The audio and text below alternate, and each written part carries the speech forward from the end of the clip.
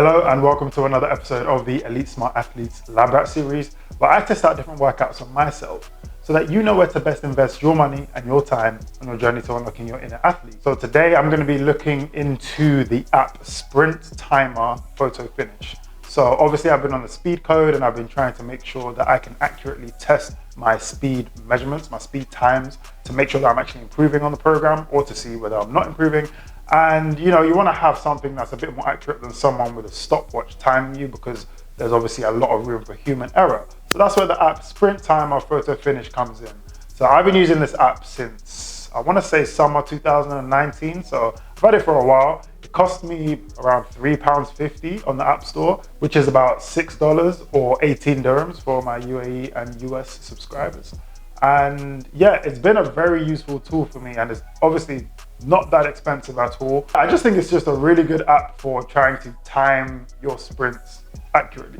So I'm just gonna walk you through the app like I do with all my app reviews, show you some of the features there, show you how I use it, and hopefully you can just get into using it and seeing whether you have very accurate times with it too. All right, now obviously I've said it costs £3.50, but there is actually a pro version of this app which also costs £21.99. So I think that's like under $30. And that's around 89 dirhams for the UAE and US subscribers again. And with the pro version, you can screen record the app. There's not really much differences with it, but the main difference for me is that you can screen record the app as I would do with my previous app reviews. But I don't have the pro version. I've got the cheap man version. So I can't screen record the app like I would normally do. But I'll put some screenshots in so you can see the different features, because that they can't stop. So I'll talk you through it whilst I'm here looking at the app.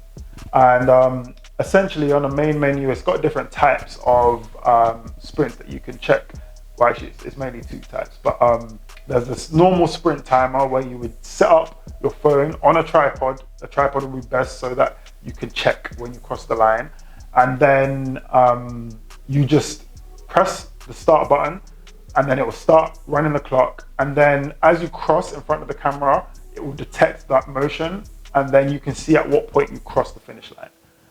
There's also a flying sprint feature, which is essentially a way to check your sprint split times. So let's say you're doing a 40-yard dash and you want to see how quickly you've done the first 20 yards compared to the last 20 yards, because hopefully you should be getting quicker in that last 20, right? So you can actually use the flying sprint feature to check the difference between those first 20 and the last 20.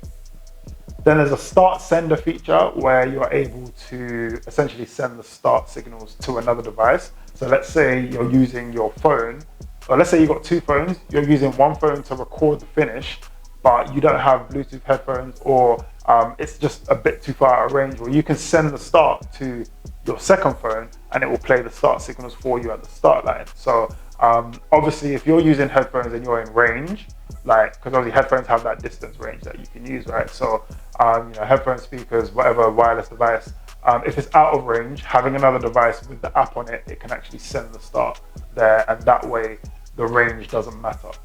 And then there's the results feature where you can see your previous results, and there's a guide on how to use the app. Now, some of the other features in there, if you click the sprint timer feature, which is the main one that I use, you have the option to set up your start and recording settings. So in the start settings, the main one that I use is the self-start, because I'm doing this by myself. So if you're looking to do the starting setup, you can actually see in the self-start features, you can essentially choose the times to the different commands. So I've chosen my start sound to be the shot, like in the Olympics, the pistol being shot. The time to my first command, which I put as on your marks, is 20 seconds. So that means that from when I press the play commands button in the main menu, I have 20 seconds to get from when I press there to the starting line, and then it will say on your marks. Then I have another 5 seconds till it does the set. So you go from your starting position to the actual acceleration position, and then I have 1.5 seconds plus or minus 0.2 seconds to when it does the gun sound. So that can range from 1.3 to 1.7. Personally, I use that time because I think that anything below 1.5, you don't get enough reaction to the sound, because it's just too quick. So you just kind of go in the flow, or you just completely miss the start. And anything longer than that, you're in your stance a bit too long. That kind of, you can get off balance and yeah, it's just a bit too long to be waiting for that pistol sound. So I personally think 1.5 is a good amount of time to wait, but you might find it's different. And then in the recording settings, you have the option of how you want to save your images, how many frames per second, and how long it should record it for, and start the recording after how long. You can offset the recording time. So lots of features just to make the results when you export them just as you would like them, essentially. So as accurate or maybe inaccurate, maybe not inaccurate, but maybe you're not looking for that high level of detail, but you can just customize it basically, which is a very useful feature. And then before you ever do it, you should always just use that preview button in the middle at the bottom, just to see that your starting point is in line with the finish line. So if that rectangular box in the middle is red, it usually means that your phone isn't aligned with it, either like it's just not facing straight, or it's not in line with the line, something like that. But then when it turns yellow, that means that you're good to go.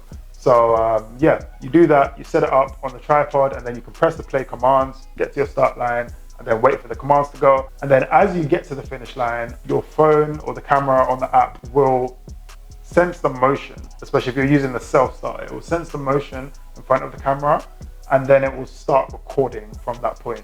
The clock starts running from when the start sound starts, but the recording won't start until you're getting in frame of the camera. So I'll insert a clip of one of my results here where you can see that the recording starts when my shadow actually gets in frame, and then it kind of jumps ahead a little bit when I actually get in frame.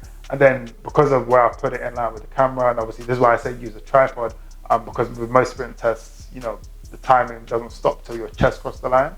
So using a tripod, you can get a bit higher, and then you can see that before the line I was at a 4.3, but then after the line I was at a 4.32, which means that it's likely that I got a 4.31 on that test. And you can see I used the cone and the basketball to line up the finish line, so it doesn't have to be anything fancy. And it was really, I would have just used the cone, but it kept flying around because it was a windy day, so I put the basketball on top of it just so it would stop flying around. But yeah, essentially you just want to make sure that it's aligned properly, and you can see how it detects the motion. And by clicking the arrows, you can see it frame by frame. So I would see it every 0.02 seconds. And yeah, just a very cool feature to get some accurate sprint times. So that's pretty much it. It's a pretty quick video. I hope that this helps you. I hope you'll be able to use the app. It's pretty cheap. You don't need to get the pro version unless you're trying to do pro things like maybe me trying to screen record on the app. But yeah, you don't need to get the pro version. £3.50, $6, what's it? 18 dirhams, I think I said. Yeah, relatively cheap. Like, not relatively, that's a very cheap price for an app that, I've been using it for 2+ years now, and it's just very useful whenever I just want to check in and see where my speed is. It's a one-time price, and I've got it. So if you're going to get the speed code, because if you're watching me, you've been following the vlogs, and then you want to make sure that it's working for you. And if you want to do that, this app can be very useful for testing your times.